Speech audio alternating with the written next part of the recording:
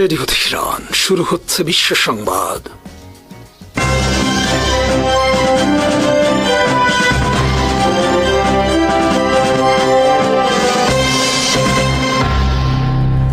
শুরুতেই সংবাদ শিরোনাম। মধ্যপ্রাচ্যে ক্রমবর্ধমান উত্তেজনার মধ্যেও যুক্তরাষ্ট্র ইরানের মধ্যে কূটনৈতিক যোগাযোগ অব্যাহত রয়েছে বলে জানিয়েছেন মার্কিন প্রেসিডেন্ট ডোনাল্ড ট্রাম্প। তিনি বলেছেন, ওয়াশিংটন ও তেহরানের মধ্যে সংলাপ চলছে এবং পরিস্থিতি বিবেচনার আগে যে বৃহৎ হামলার আশঙ্কার কথা বলা হচ্ছিল তা হয়তো শেষ পর্যন্ত প্রয়োজন নাও হতে পারে। তবে তিনি সতর্ক করে বলেন, যুক্তরাষ্ট্রের সামরিক বাহিনী সম্পূর্ণ প্রস্তুত অবস্থায় রয়েছে এবং যে কোনো পরিস্থিতিতে দ্রুত জবাব দিতে সক্ষম। অন্যদিকে ইরানের পররাষ্ট্রমন্ত্রী আব্বাস আরাকচি স্পষ্ট ভাষায় জানিয়েছেন, তেহরান কোনো ধরনের হুমকিকে ভয় পায় না এবং চাপের কাছে নতি স্বীকার করবে না। তিনি বলেন, ইরান তার জাতীয় স্বার্থ নিরাপত্তা রক্ষায় দৃঢ় প্রতিজ্ঞ এবং বিদেশি চাপ বা সামরিক হুমকি দেশটির নীতিগত অবস্থান পরিবর্তন করতে পারবে না। এদিকে ইরানের সামরিক বাহিনী দাবি করেছে তারা কুয়েত, বাহরাইন এবং জর্ডানে অবস্থিত যুক্তরাষ্ট্রের সামরিক ঘাঁটিগুলোকে লক্ষ্য করে হামলা চালিয়েছে। তবে এসব হামলায় কী ধরনের ক্ষয়ক্ষতি হয়েছে বা কোনো হতাহতের ঘটনা ঘটেছে কিনা সে বিষয়ে বিস্তারিত তথ্য প্রকাশ করা হয়নি। যুক্তরাষ্ট্রের পক্ষ থেকেও তাৎক্ষণিকভাবে এ দাবির বিষয়ে আনুষ্ঠানিক প্রতিক্রিয়া জানানো হয়নি। সাম্প্রতিক ঘটনা প্রবাহে মধ্যপ্রাচ্যের নিরাপত্তা পরিস্থিতি আরও জটিল হয়ে উঠেছে। একদিকে সংলাপের সম্ভাবনার কথা বলা হলেও অন্যদিকে সামরিক প্রস্তুতি ও পাল্টাপাল্টি হুমকি পরিস্থিতিতে অনিশ্চিত করে তুলছে। আন্তর্জাতিক বিশ্লেষকদের মতে উভয় পক্ষের বক্তব্যে কূটনৈতিক প্রচেষ্টা এবং সামরিক শক্তি প্রদর্শনের দ্বৈত কৌশল স্পষ্টভাবে প্রতিফলিত হচ্ছে। ফলে আগামী দিনগুলোতে এই উত্তেজনা কোন দিকে মোড় নেবে তা নিয়ে আন্তর্জাতিক অঙ্গনে গভীর উদ্বেগ বিরাজ করছে। ইরানের পররাষ্ট্রমন্ত্রী আব্বাস আরাকচি বলেছেন, হরমুজ প্রণালীতে বর্তমান অস্থিতিশীলতার জন্য সম্পূর্ণভাবে যুক্তরাষ্ট্রের প্রতিশ্রুতি ভঙ্গই দায়ী। শুক্রবার চীনের পররাষ্ট্রমন্ত্রী ওয়াং ইয়ের সঙ্গে টেলিফোনে আলাপকালে তিনি এ মন্তব্য করেন। দুই মন্ত্রী বৈঠকে ইরান চীন দ্বিপাক্ষিক সম্পর্ক, আঞ্চলিক ও আন্তর্জাতিক পরিস্থিতি এবং সাংহাই সহযোগিতা সংস্থার বিভিন্ন বিষয় নিয়ে আলোচনা করেন। তারা তেহরান ও বেইজিং এর কৌশলগত অংশীদারিত্ব আরও জোরদার করার উপর গুরুত্ব আরোপ করেন এবং পারস্পরিক স্বার্থ সংশ্লিষ্ট সব ক্ষেত্রে সহযোগিতার সম্প্রসারণ, বিদ্যমান দ্বিপাক্ষিক চুক্তির পূর্ণ বাস্তবায়ন এবং এসসিও ও ব্রিক্সের প্ল্যাটফর্ম ব্যবহার করে বহুপাক্ষিক সহযোগিতা বাড়ানোর অঙ্গীকার পুনর্ব্যক্ত করেন। আলাপকালে আরাকচি যুক্তরাষ্ট্রের বিরুদ্ধে যুদ্ধবিরতির চুক্তি লঙ্ঘনের অভিযোগ তোলেন। তিনি বলেন, যুক্তরাষ্ট্র ইরানের গুরুত্বপূর্ণ অবকাঠামোর উপর নৃশংস হামলা চালিয়েছে এবং যুদ্ধাপরাধ সংঘটিত করেছে। তার দাবি, ইসলামাবাদের সমঝোতা স্মারকের ৫ নম্বর অনুচ্ছেদ অনুযায়ী ইরানের প্রতিশ্রুতি বাস্তবায়নের প্রক্রিয়াকে যুক্তরাষ্ট্র বাধাগ্রস্ত করায় হরমুজ প্রণালী ও পুরো অঞ্চল বর্তমান নিরাপত্তাহীনতা সৃষ্টি করেছে। ইরানের পররাষ্ট্রমন্ত্রী আরও বলেন, যুক্তরাষ্ট্রের সামরিক আগ্রাসনের বিরুদ্ধে নিজেদের জাতীয় সার্বভৌমত্ব ও ভৌগোলিক অখণ্ডতা রক্ষায় তেহরান দৃঢ় প্রতিজ্ঞ। একই সঙ্গে তিনি আন্তর্জাতিক সম্প্রদায়কে জাতিসংঘ সনদের মৌলিক নীতিমালার ক্রমবর্ধমান অবক্ষয় এবং আন্তর্জাতিক সম্পর্কে বলপ্রয়োগের স্বাভাবিকীকরণ ঠেকাতে দায়িত্বশীল ভূমিকা পালনের আহ্বান জানান। জবাবে চীনের পররাষ্ট্রমন্ত্রী ওয়াং ই বলেন, পশ্চিম এশিয়ার শান্তি ও স্থিতিশীলতা ফিরিয়ে আনতে হলে আঞ্চলিক দেশগুলোর মধ্যে পারস্পরিক আস্থা ও সহযোগিতা জোরদার করা প্রয়োজন। তিনি এ লক্ষ্য অর্জনে চীনের পক্ষ থেকে প্রয়োজনীয় সহায়তা দিতে প্রস্তুতির কথাও জানান। ইয়েমেনের হুতি বিদ্রোহীরা সৌদি আরবের বিভিন্ন স্থাপনায় ক্ষেপণাস্ত্র ও ড্রোন হামলার দায় স্বীকার করেছে। সৌদি রাষ্ট্রীয় গণমাধ্যম জানায়, জেদ্দার একটি তেল সংরক্ষণাগার, রাজধানী রিয়াদ সহ বিভিন্ন গুরুত্বপূর্ণ স্থাপনাকে লক্ষ্য করে হামলা চালানো হয়। জেদ্দার আরামকো তেল ডিপোতে হামলার পর সেখান থেকে ঘন কালো ধোঁয়া উঠতে দেখা যায়। ওই সময় শহরটি ফর্মুলা 1 গ্রাপি আয়োজনের প্রস্তুতি নিচ্ছিল। হুথিদের সামরিক মুখপাত্র ইয়াহিয়া সারি জানান, জেদ্দার আরামকো স্থাপনার পাশাপাশি রাস্তানুরা, রাবিগ, জিজান ও নাজরানের তেল ও জ্বালানি স্থাপনায় ড্রোন ও ক্ষেপণাস্ত্র হামলা চালানো হয়েছে। একই সঙ্গে রিয়াদের গুরুত্বপূর্ণ স্থাপনা ও লক্ষ্যবস্তু ছিল বলে দাবি করেন তিনি। সৌদি নেতৃত্বাধীন জোট জানায়, নাজরানের আকাশে বিস্ফোরকবাহী 2টি ড্রোন ভূপাতিত করা হয়েছে।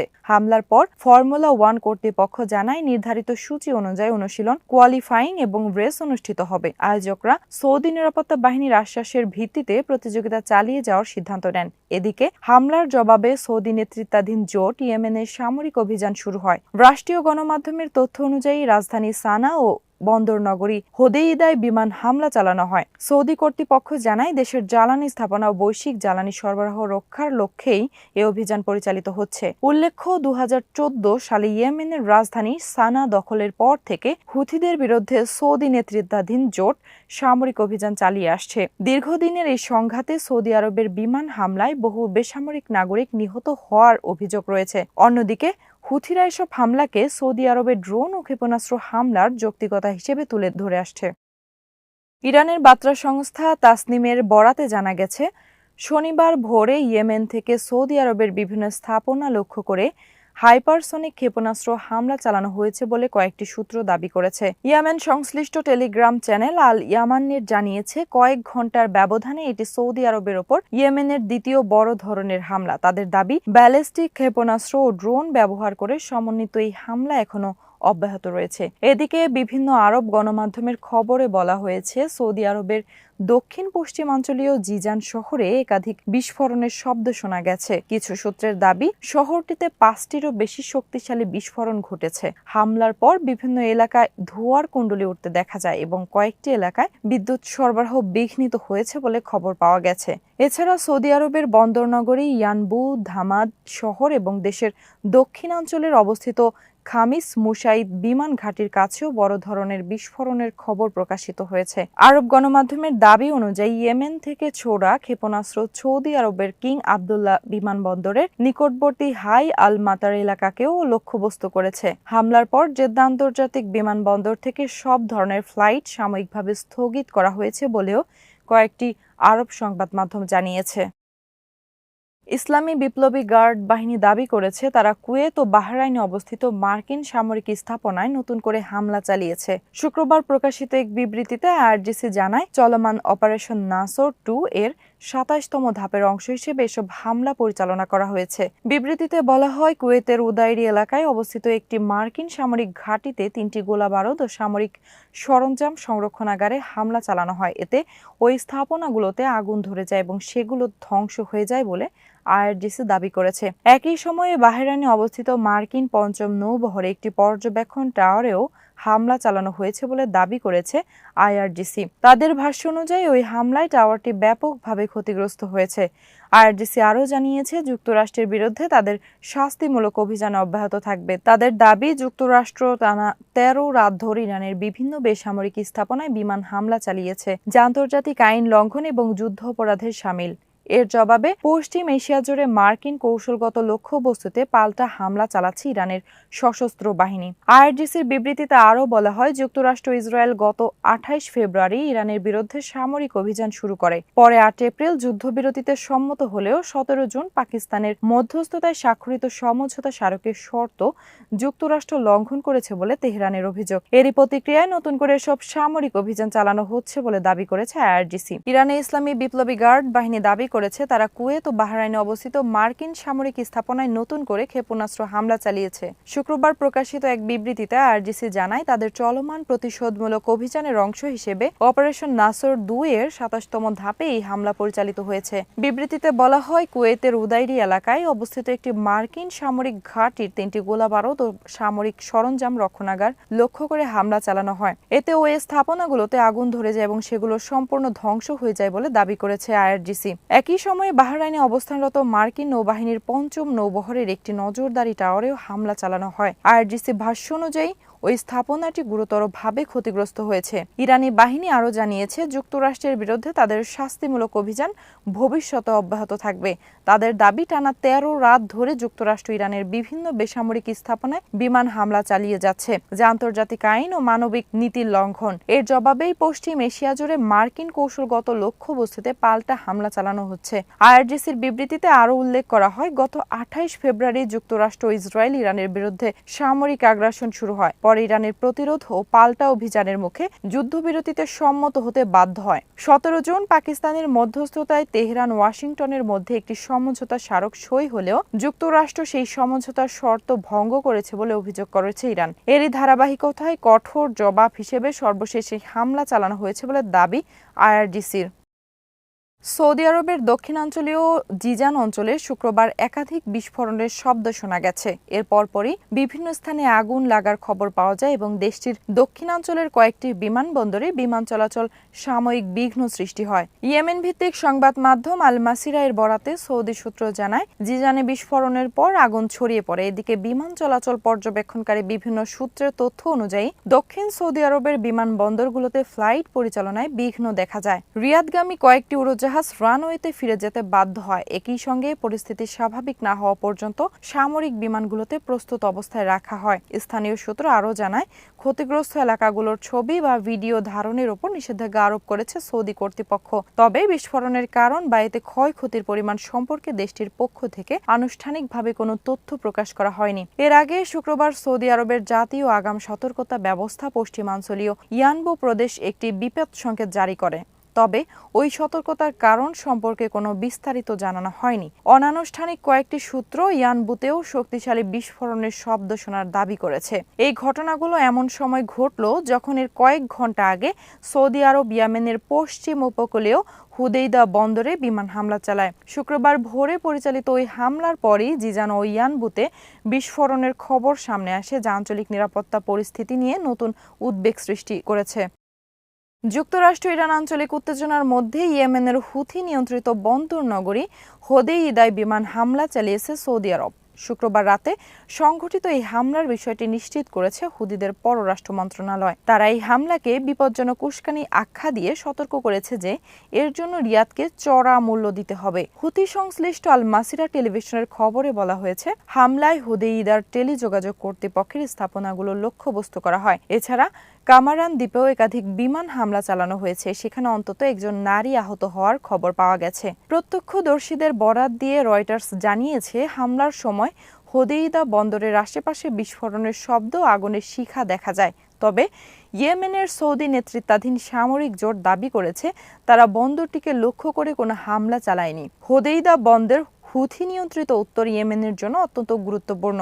এই বন্দর দিয়ে ওই অঞ্চলের অধিকাংশ বাণিজ্যিক পণ্য ও মানবিক সহায়তা পৌঁছে থাকে। ফলে সেখানে হামলা পরিস্থিতিকে আরও জটিল করে তুলতে পারে বলে আশঙ্কা করা হচ্ছে। আরব বিভিন্ন গণমাধ্যম জানিয়েছে, ইয়েমেন থেকে সৌদি আরবের বিভিন্ন লক্ষ্যবস্তুতে ক্ষেপণাস্ত্র ও ড্রোন হামলা চালানো হয়েছে। এসব হামলাকে সাম্প্রতিক সংঘাতের জবাবে পরিচালিত প্রতিশোধমূলক অভিযান হিসেবে উল্লেখ করা হচ্ছে। ইরানের তাসনিম নিউজ এজেন্সির বরাতে জানা গেছে, শনিবার ভোরে ইয়েমেন থেকে নিক্ষেপ করা হাইপারসনিক ক্ষেপণাস্ত্র সৌদি আরবের বিভিন্ন এলাকাকে লক্ষ্য করে আঘাত হানে বলে কয়েকটি সূত্র দাবি করছে। একই সময়ে টেলিগ্রাম ভিত্তিক আল ইয়ামানের চ্যানেল জানায়, কয়েক ঘন্টা ব্যবধানে এটি ছিল সৌদির ওপর ইয়েমেনের দ্বিতীয় বড় ধরনের হামলা। প্রতিবেদনে বলা হয়েছে, ব্যালিস্টিক ক্ষেপণাস্ত্র ও ড্রোনের সমন্বয়ে এই হামলা চালানো হয় এবং অভিযান কিছু সময় ধরে অব্যাহত ছিল। এদিকে সৌদি আরবের দক্ষিণ পশ্চিমাঞ্চলীয় জিজান শহরে একাধিক বিস্ফোরণের খবর পাওয়া গেছে। বিভিন্ন সূত্রের দাবি, শহরটিতে 5টির বেশি বিস্ফোরণ পুরো এলাকা কেঁপে ওঠে। হামলার পর বিভিন্ন স্থান থেকে ধোঁয়ার কুণ্ডলে উঠতে দেখা যায় এবং শহরের কয়েকটি এলাকায় বিদ্যুৎ সরবরাহ বিচ্ছিন্ন হয়ে পড়ে। এছাড়া সৌদির গুরুত্বপূর্ণ বন্দর নগরী ইয়ানবু, ধামাত শহর এবং দেশের দক্ষিণাঞ্চলের কয়েকটি খামিস মুসাইদ বিমান ঘাঁটির কাছেও বড় ধরনের বিস্ফোরণের খবর প্রকাশিত হয়েছে। আরব গণমাধ্যমের দাবি, ইয়েমেনি ক্ষেপণাস্ত্র সৌদি আরবের কিং আবদুল্লাহ বিমানবন্দরের নিকটবর্তী হাই আল মাতার এলাকাকেও লক্ষ্যবস্তু করে। হামলার পর নিরাপত্তাজনিত কারণে জেদ্দা আন্তর্জাতিক বিমানবন্দরে সাময়িকভাবে বিমান চলাচল স্থগিত করা হয়েছে বলেও বিভিন্ন আরব সংবাদ মাধ্যম জানিয়েছে। ইয়েমেনের আনসারুল্লাহ আন্দোলন শুক্রবার স্পষ্ট করেছে যে তারা আন্তর্জাতিক নৌযান চলাচলের জন্য বাব আল মান্দা প্রণালী বন্ধ করেনি। তাদের দাবি, সমুদ্র পথে যে নিষেধাজ্ঞা আরোপ করা হয়েছে তা কেবল সৌদি আরবের জাহাজ ও স্বার্থের বিরুদ্ধে, আন্তর্জাতিক বাণিজ্য বা অন্যান্য দেশের জাহাজের বিরুদ্ধে নয়। আনসারুল্লাহর মুখপাত্র মোহাম্মদ আব্দুস সালাম এক বিবৃতিতে বলেন, বাব আল মান্দা প্রণালী সম্পূর্ণ বন্ধ করে দেওয়ার খবর সঠিক নয়। ইয়েমেনি সশস্ত্র বাহিনীর ঘোষিত অবস্থান অনুযায়ী সৌদি আরব ইয়েমেনের ওপর অবরোধ বজায় রাখা এবং দেশটির নিরাপত্তা ও সার্বভৌমত্ব ও স্বাধীনতা নিশ্চিত করতে ন্যায্য সমাধান প্রত্যাখ্যান করায় তাদের বিরুদ্ধে সামুদ্রিক নিষেধাজ্ঞা কার্যকর করা হয়েছে। কয়েকদিন আগে ইয়েমেনের সশস্ত্র বাহিনী ঘোষণা দেয়, ইয়েমেনের উপর আরোপিত অবরোধ প্রত্যাহার না হওয়া পর্যন্ত সৌদি আরবের বিরুদ্ধে সমুদ্র পথে অবরোধ কার্যকর থাকবে। রাজধানী সানা সহ বিভিন্ন প্রদেশে অনুষ্ঠিত গণসমাবেশ এই পদক্ষেপের প্রতি সমর্থন জানানো হয়। আনসারুল্লাহ নেতা সাইয়েদ আব্দুল মালিক আল হুথি আগেই সতর্ক করেছিলেন, ইয়েমেনের বিরুদ্ধে বিমানবন্দরের জবাবে বিমানবন্দর, বন্দরের জবাবে বন্দর এবং অবরোধের জবাবে অবরোধ নীতি অনুসরণ করা হবে। তিনি বলেন, ইয়েমেনের জনগণ আর তাদের গুরুত্বপূর্ণ অবকাঠামো জাতীয় সম্পদের উপর দীর্ঘমেয়াদী অবরোধ মেনে নেবে না। এদিকে যুক্তরাষ্ট্র ইরান সংঘাতের কারণে হরমুজ প্রণালীতে জাহাজ চলাচল ব্যাহত হওয়ায় সৌদি আরব তাদের বিপুল পরিমাণ অপরিশোধিত তেল লোহিত সাগরের ইয়ানবু বন্দরের মাধ্যমে রপ্তানির চেষ্টা করছে।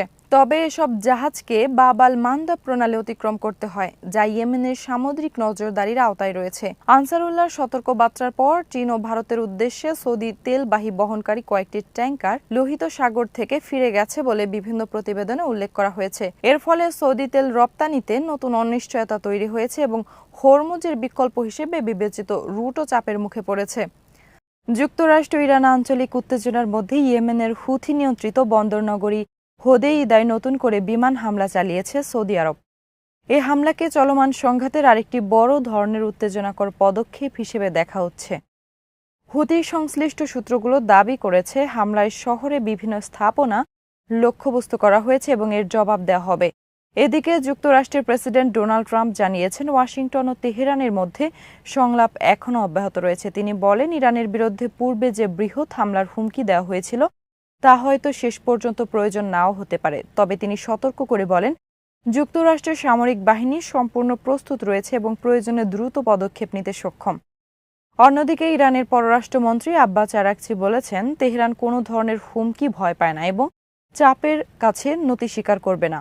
তিনি জোর দিয়ে বলেন, ইরান তার জাতীয় স্বার্থ নিরাপত্তা রক্ষায় দৃঢ় অবস্থানে রয়েছে এবং কূটনৈতিক সমাধানকে অগ্রাধিকার দিলেও শক্তি প্রদর্শনের মাধ্যমে দেশটিকে ভয় দেখানো সম্ভব নয়। বিশ্লেষকদের মতে, একদিকে সৌদি আরবের সামরিক অভিযান এবং অন্যদিকে যুক্তরাষ্ট্র ইরান সংলাপ অব্যাহত থাকা মধ্যপ্রাচ্যের পরিস্থিতিকে আরও জটিল করে তুলেছে। কূটনৈতিক প্রচেষ্টা চললেও সামরিক উত্তেজনা কমার কোনো স্পষ্ট লক্ষণ এখনো দেখা যাচ্ছে না।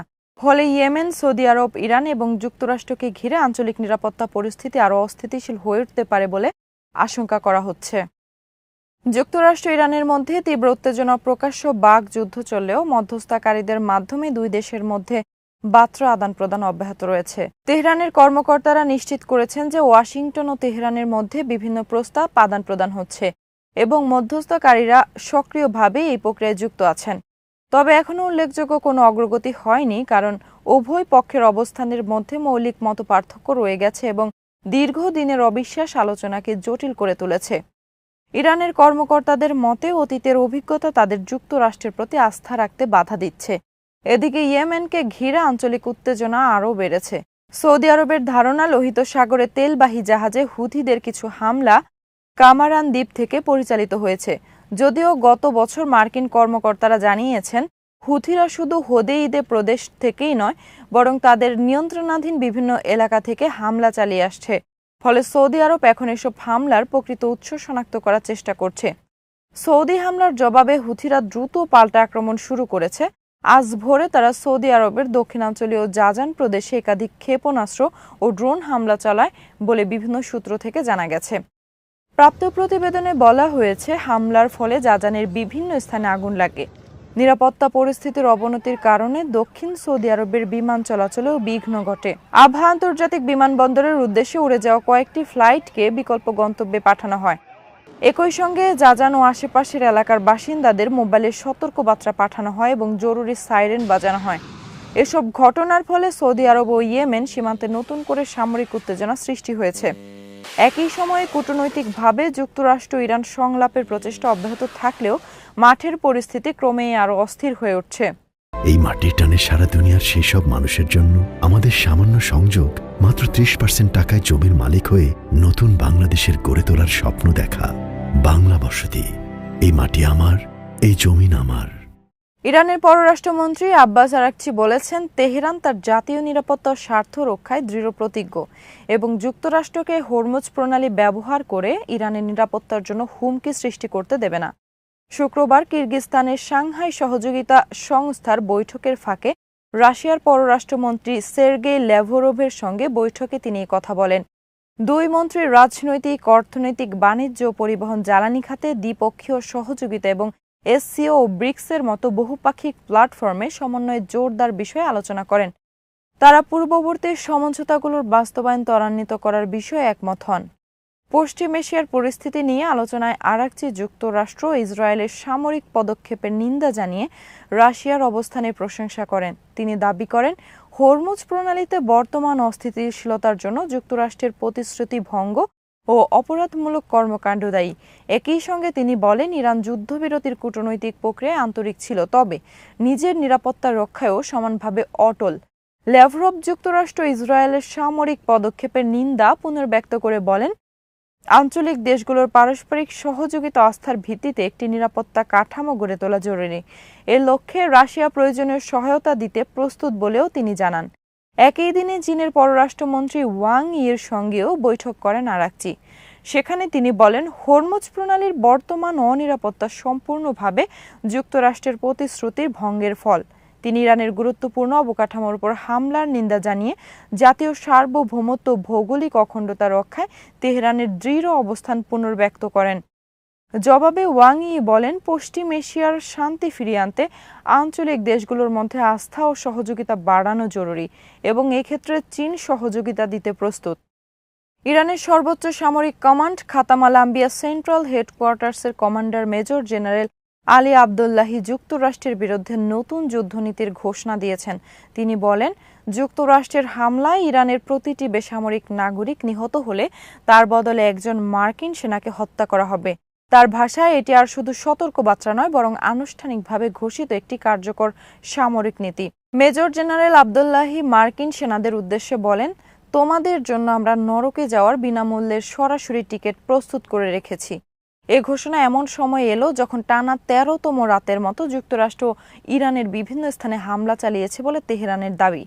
ইরানের অভিযোগ, এসব হামলায় সেতু, পানি বিশুদ্ধকরণ কেন্দ্র সহ বেসামরিক অবকাঠামো ক্ষতিগ্রস্ত হয়েছে। এতে অন্তত ৫৫ জন নিহত এবং ৬৪০ জনের বেশি আহত হয়েছেন বলে ইরানি কর্তৃপক্ষ জানিয়েছে। এর পাল্টা প্রতিক্রিয়া ইরান মধ্যপ্রাচ্যের বিভিন্ন দেশে অবস্থিত মার্কিন সামরিক ঘাঁটিতে হামলা চালানোর দাবি করেছে। শুক্রবার ইসলামী বিপ্লবী গার্ড বাহিনী এবং ইরানের সেনাবাহিনী পৃথক বিবৃতিতে জানায়,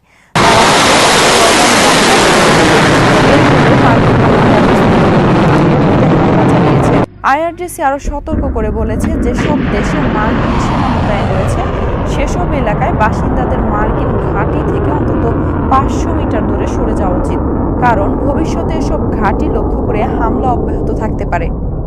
এদিকে ওয়াশিংটন স্বীকার করেছে, জর্ডানে একটি মার্কিন ঘাঁটিতে ইরানের ক্ষেপণাস্ত্র হামলায় ২ মার্কিন সেনা এবং ইরাকে আরেক হামলায় একজন সেনা নিহত হয়েছে। তবে বিভিন্ন প্রতিবেদনে দাবি করা হয়েছে, প্রকৃত হতাহতের সংখ্যা যুক্তরাষ্ট্রের আনুষ্ঠানিক ঘোষণার চেয়ে বেশি হতে পারে, যদিও এই দাবি স্বাধীনভাবে যাচাই করা সম্ভব হয়নি। পরীক্ষা প্রশ্ন ফাঁসের প্রতিবাদে টানা কয়েক সপ্তাহের বিক্ষোভের মুখে পদত্যাগ করেছেন ভারতের কেন্দ্রীয় শিক্ষামন্ত্রী ধর্মেন্দ্র প্রধান।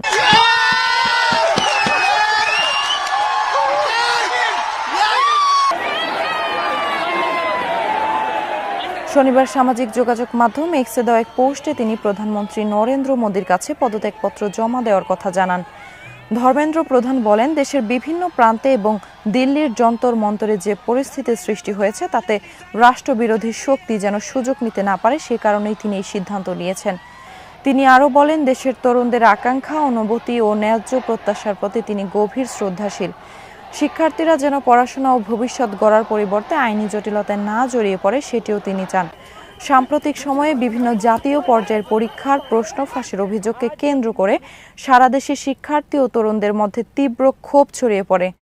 আন্দোলনকারীরা শিক্ষামন্ত্রীর পদত্যাগের দাবিতে ধারাবাহিক বিক্ষোভ চালিয়ে আসছিলেন। পদত্যাগের খবর ছড়িয়ে পড়তে দিল্লির যন্তর মন্তরে অবস্থানরত হাজারো বিক্ষোভকারীর মধ্যে উল্লাস দেখা যায়। এই আন্দোলনের নেতৃত্ব দিচ্ছে ককরোচ জনতা পার্টি নামে একটি রাজনৈতিক ব্যঙ্গধর্মী আন্দোলন, যা দেশের তরুণদের অসন্তোষের প্রতীক হিসেবে আত্মপ্রকাশ করেছে। আন্দোলনকারীদের অভিযোগ, প্রধানমন্ত্রী নরেন্দ্র মোদী সরকার শিক্ষার্থীদের স্বার্থ রক্ষায় ব্যর্থ হয়েছে এবং পরীক্ষা ব্যবস্থার বিশ্বাসযোগ্যতা নিশ্চিত করতে পারেনি। এদিকে রাজধানী দিল্লিতে বিক্ষোভ নিয়ন্ত্রণে কঠোর অবস্থান নিয়েছে প্রশাসন। শনিবার নতুন করে আন্দোলনের নেতাদের সঙ্গে কেন্দ্রীয় মন্ত্রীদের বৈঠকের কয়েক ঘণ্টা আগে পুলিশ বিক্ষোভকারীদের ছত্রভঙ্গ করতে টিয়ার গ্যাস নিক্ষেপ করে। পাশাপাশি বিক্ষোভের বিস্তার ঠেকাতে কর্তৃপক্ষ রাজধানীর 18টি মেট্রো স্টেশনে প্রবেশ সীমিত করে এবং ইন্টারনেট সেবায়ও বিধিনিষেধ আরোপ করে। ধর্মেন্দ্র প্রধানের পদত্যাগকে আন্দোলনকারীরা তাদের বড় বিজয় হিসেবে দেখছেন। তবে প্রশ্ন ফাঁসের ঘটনাগুলোর পূর্ণ তদন্ত, দায়ীদের শাস্তি এবং পরীক্ষা ব্যবস্থায় ব্যাপক সংস্কারের দাবি এখনো বহাল রয়েছে। মার্কিন প্রেসিডেন্ট ডোনাল্ড ট্রাম্প জাতিসংঘের বর্তমান মহাসচিব অ্যান্তোনিও গুতেরেসের ম্যাচ শেষ হওয়ার পর বিশ্ব ফুটবলের নিয়ন্ত্রক সংস্থা ফিফার সভাপতি জিয়ান্তি ইনফান্তিনোকে জাতিসংঘের পরবর্তী মহাসচিব হিসেবে দেখতে চান। একাধিক আন্তর্জাতিক গণমাধ্যমের প্রতিবেদনে তথ্য উঠে এসেছে। প্রতিবেদন অনুযায়ী ট্রাম্পের ঘনিষ্ঠ মহলের বিশ্বাস, আন্তর্জাতিক ক্রীড়াঙ্গনের দীর্ঘ অভিজ্ঞতা এবং বিভিন্ন দেশ ও সংস্কৃতির মানুষের মধ্যে যোগাযোগ গড়ে তোলার সক্ষমতার কারণে ইনফান্তিনো জাতিসংঘের নেতৃত্ব দেওয়ার মতো যোগ্যতা রাখেন। ট্রাম্প মনে করেন, বিশ্বজুড়ে বিভক্ত রাজনৈতিক পরিবেশে এমন একজন নেতার প্রয়োজন যিনি বিভিন্ন দেশের মধ্যে সংলাপ ও সহযোগিতার পরিবেশ তৈরি করতে পারবেন। বিস্তারিত রিপোর্টে।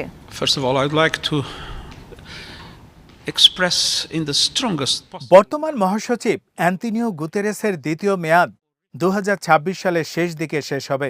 নতুন মহাসচিব 2027 সালে দায়িত্ব গ্রহণ করবেন।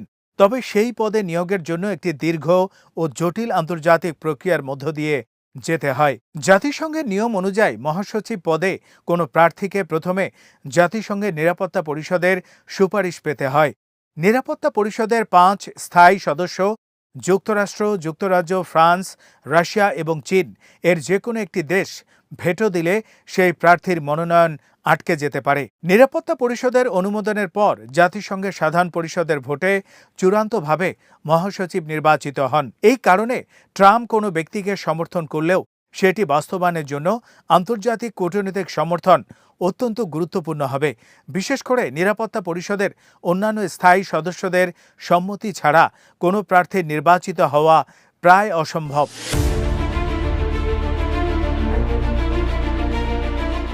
জিয়ান্নি ইনফান্তিনো বর্তমানে ফিফার প্রেসিডেন্ট হিসেবে দায়িত্ব পালন করছেন। 2016 সালে তিনি প্রথমবার নির্বাচিত হন এবং পরবর্তীতে পুনর্নির্বাচিত হয়ে দায়িত্ব অব্যাহত রাখেন। তার নেতৃত্বে ফিফা বিশ্বকাপের দল সংখ্যা বৃদ্ধি, নারী ফুটবলের প্রসার এবং বিভিন্ন অঞ্চলে ফুটবলের উন্নয়নে একাধিক উদ্যোগ গ্রহণ করেছেন।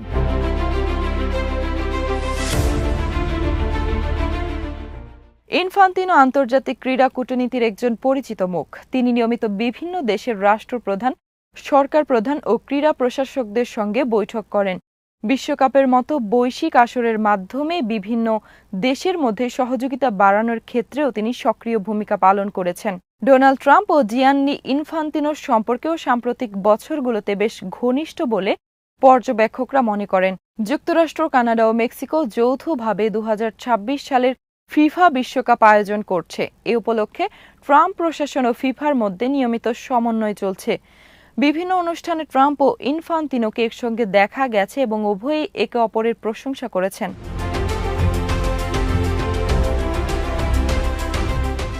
বিশ্লেষকদের মতে ট্রাম্প ইনফান্তিনোকে এমন একজন আন্তর্জাতিক ব্যক্তিত্ব হিসেবে দেখেন যিনি রাজনীতির বাইরে থেকেও বিভিন্ন দেশের সঙ্গে কার্যকর যোগাযোগ বজায় রাখতে সক্ষম। তার ধারণা বিশ্ব ক্রীড়াঙ্গনে অর্জিত অভিজ্ঞতা আন্তর্জাতিক বিরোধ কমাতে এবং সংলাপ বাড়াতে সহায়ক হতে পারে। তবে জাতিসংঘের মহাসচিব পদে ইনফান্তিনোর সম্ভাবনা নিয়ে মতভেদ রয়েছে।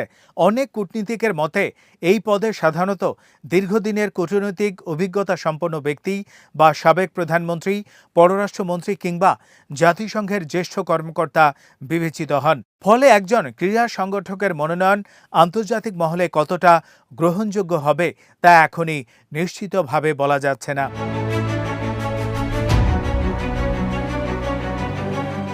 আবার অনেকের মতে বিশ্ব রাজনীতি দ্রুত পরিবর্তিত হচ্ছে এবং আন্তর্জাতিক প্রতিষ্ঠানগুলোর নেতৃত্বেও নতুন ধরনের অভিজ্ঞতার প্রয়োজন দেখা দিয়েছে। সেই দৃষ্টিকোণ থেকে ইনফান্তিনোর মতো বৈশ্বিক পরিচিতি সম্পন্ন একজন প্রশাসক আলোচনায় আসতে পারেন।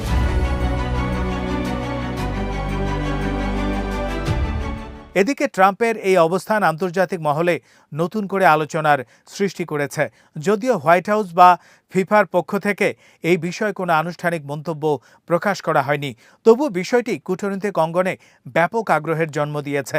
পর্যবেক্ষকদের মতে আগামী কয়েক বছরে মহাসচিব নির্বাচনকে কেন্দ্র করে বিভিন্ন দেশের মধ্যে কূটনৈতিক তৎপরতা আরও বাড়বে। বিভিন্ন অঞ্চল থেকে সম্ভাব্য প্রার্থীর নামও সামনে আসতে পারে। সেই প্রেক্ষাপটে ট্রাম্পের পক্ষ থেকে ইনফান্তিনোর প্রতি সমর্থনের বার্তা ভবিষ্যৎ আলোচনায় একটি গুরুত্বপূর্ণ রাজনৈতিক সংকেত হিসেবে বিবেচিত হতে পারে।